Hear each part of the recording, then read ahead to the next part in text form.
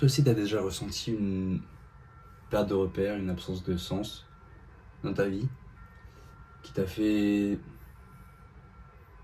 questionner si tu étais vraiment dans la bonne direction, si tu avais vraiment fait les bons choix. Je pense que c'était là. Ça a dû t'arriver, et moi ça m'est arrivé. Et bon, j'imagine qu'on est quand même nombreux à questionner un petit peu notre but, notre présence ici sur Terre et parmi tous ces gens. Qu'est-ce qu'on vient vraiment faire là? Est-ce que tout ça sert vraiment à quelque chose? Et si oui, à quoi? Bon, ça c'est une question vraiment basique en philosophie, et basique dans le sens où elle est extrêmement répandue. Pas pour la dénigrer, au contraire, je pense que c'est l'une des questions les plus importantes. Mais moi, ça a vraiment été mon cas longtemps, et pendant longtemps, j'ai pas pu apporter ne serait-ce qu'une seule petite réponse à cette question. Dans mon adolescence profonde, on va dire, 14, 15 ans, même 16, fin collège, début lycée, j'étais vraiment perdu. Je savais vraiment pas ce que je faisais et ce que j'avais envie de faire, et pour cause, en fait, je faisais rien du tout. J'ai arrêté de lire au début du collège. Vraiment, il y a une période où je lisais plus du tout. Et où je me suis plongé juste dans les jeux vidéo. Et en gros, dès que je rentrais, je faisais que jouer, ou regarder des vidéos YouTube. Enfin, là où je veux en venir, c'est que je créais plus rien. Et que je faisais plus aucune activité créatrice vraiment, alors que je pense que c'est l'une des grandes choses qui me définit. Cet aspect-là, mon aspect créatif. Depuis que je suis petit, depuis que toute mon enfance, j'ai beaucoup créé, j'ai passé beaucoup de temps à ça. Comme j'espère beaucoup d'enfants le font, même si aujourd'hui j'ai de plus en plus peur qu'on est confronté trop vite aux écrans sans prévention vraiment, et en tant que nos parents qui nous disent que c'est pas bien, et forcément quand on est enfant ou adolescent on a envie d'aller à l'encontre de ça, et donc ça n'a aucune importance.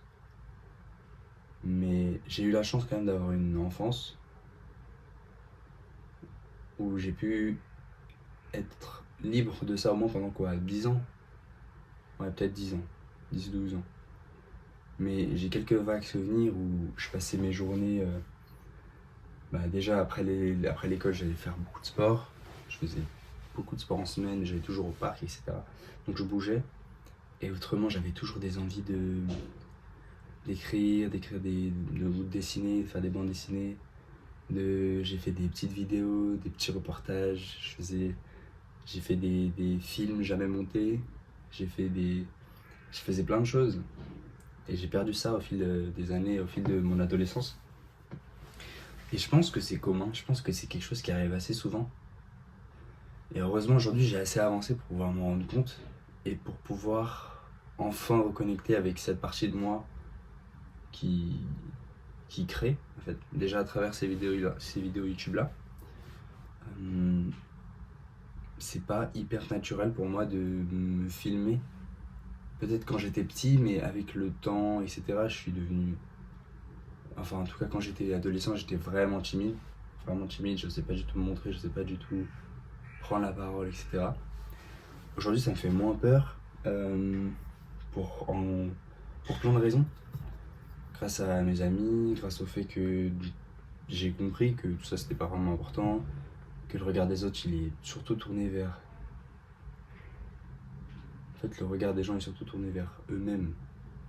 Et ils utilisent toi pour se juger, et ils regardent ce qu'ils aiment pas en eux, ils le trouvent en toi, ils le critiquent parce qu'ils sont souvent en fait très critiques envers eux-mêmes et ils te connaissent pas vraiment toi. Donc comprendre ça, ça m'a vraiment aidé à avancer.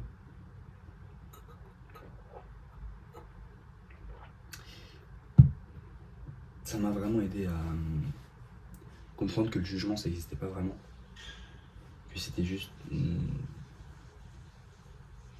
une idée qu'on s'en faisait, mais c'était moi qui me faisais cette idée-là, d'être jugé, d'être vu, alors qu'en fait personne ne voit rien. Personne. Même truc idiot, mais quand je mettais, je sais pas moi, je mettais des lunettes de soleil ou j'avais un nouveau vêtement ou je regardais un peu autour de moi dans le sens où est-ce que les gens vont remarquer, est-ce que les gens vont me faire des remarques. C'est fou quand j'y pense parce que franchement, mais tout le monde s'en fout, contre-fou. Et même si ça va mieux, encore avant de commencer cette chaîne, je me disais, est-ce que les gens vont me reconnaître? Est-ce que les gens vont dire, ah, c'est lui le youtubeur, machin? Je pense qu'on a de la marge. Je pense qu'on a vraiment de la marge. Et le fait de ne pas avoir de vues pour l'instant, ça permet de créer et d'être vraiment authentique. Et de parler comme je parlerais si j'étais tout seul. Parce que je suis tout seul, quasiment. Mais vous voyez ce que je veux dire. Et du coup, c'est agréable parce que je commence à créer et je commence à extérioriser un petit peu de nombreuses choses que je gardais avant pour moi. Et même si ça intéresse personne pour l'instant, ou même si j'ai pas pu être montré encore, mais je veux dire, même si ça ne devait intéresser personne, c'est pas grave parce que franchement, c'est quelque chose qui me fait du bien avant tout. Et donc, ça me fait du bien parce que je reconnecte avec la partie de moi qui crée, la partie de moi créative, la partie de moi qui a été ignorée pendant trop longtemps. Et avec ça, avec la création de vidéos, avec la création de mes textes, avec mes écrits, mes poèmes, etc. Et petit à petit, je vais en faire de plus en plus de vidéos, de plus en plus d'écrits. Et enfin, m'identifier pleinement comme un créateur. Parce que j'ai encore du mal à...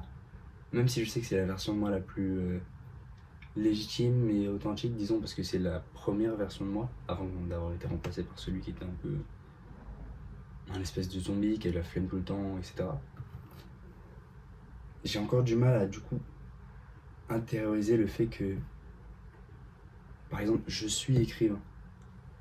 Ça, c'est une question qui est... C'est pas une question, justement. Mais c'est un truc que j'ai même du mal à formuler. Alors qu'en soi, il n'y a pas vraiment de raison. Mais... Je sais pas, c'est dur à dire, c'est dur à assumer. C'est dur à... Parce que ça veut dire qu'il y a encore une partie de moi qui se sent pas écrivaine. Ouais. Qui se sent pas légitime de se dire écrivain. Et pareil pour youtubeur. Ça évidemment, mais ça pas encore. Et je pense que c'est normal. Et je pense qu'il faut continuer à créer, à faire des choses. Et petit à petit, en fait, ça va s'imposer dans ma vie, ça va juste être... Bah oui, regarde, j'ai 100, 200 vidéos, j'ai une chaîne à 10 000 abonnés, j'ai écrit 2 livres. Ça, dans quelques années, même le plus tôt possible, on verra, mais je pourrais me dire ça. Et en fait, la partie de moi qui me dira non, non, t'es pas du tout écrivain, frère, pour qui tu te prends? T'es pas du tout youtubeur, t'es pas du tout créateur. Bah, je dirais, c'est pas moi qui le dis en fait. Enfin, genre, c'est au-delà des chiffres et au-delà des stats et des trucs, on s'en fout. Combien de livres, combien de mots, combien d'abonnés, en soi, on s'en fout.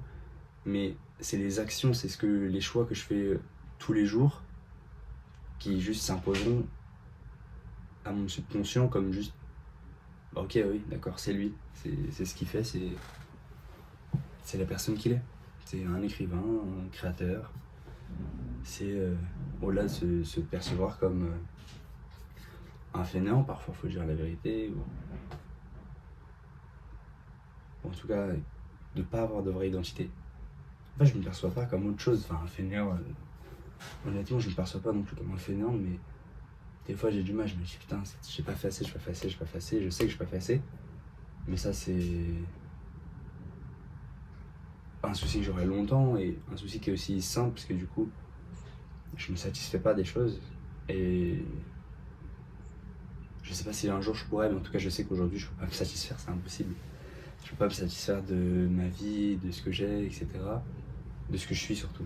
Au-delà de ce que j'ai, de ce que je suis. Et donc, accepter que bah oui, j'aurais du mal à la fin de la journée me reposer paisiblement en me disant ah j'ai bien fait mon travail, tout ça. Parce que j'ai aussi besoin de temps de calme, de temps de réflexion, de temps de... Si je veux créer, si je veux écrire, j'aurai des moments où j'aurai pas des journées productives, quoi. Ça, c'est sûr. Donc, je vais pas pouvoir... Faut que je l'accepte, quoi. Donc, voilà.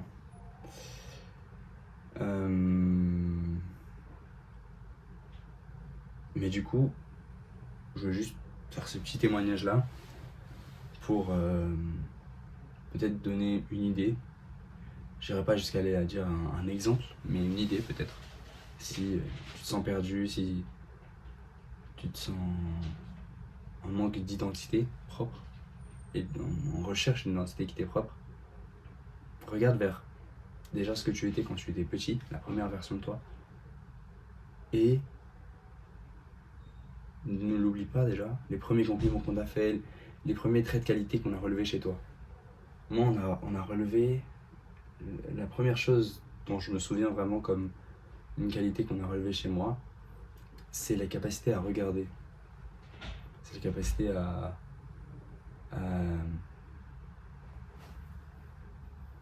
voir certaines choses que d'autres personnes ne voyaient pas. Genre,